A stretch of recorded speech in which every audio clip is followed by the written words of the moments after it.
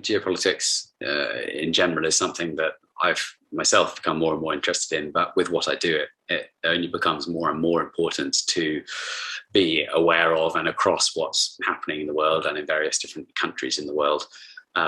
Sadly, last year, as a planet, we crossed, or as a sort of confederation of nations, we crossed that tipping point where the majority of the world's nations are now non-democracies or non-functioning democracies, which, you know, as someone who grew up in a fairly high-functioning democratic country, feels like a tragedy. And arguably, it was foolhardy to storm off into Russia at such a precarious time. I've certainly learned a lesson there. Again, the circumstances were a little bit less sort of black and white back then in mid-February than they seem now.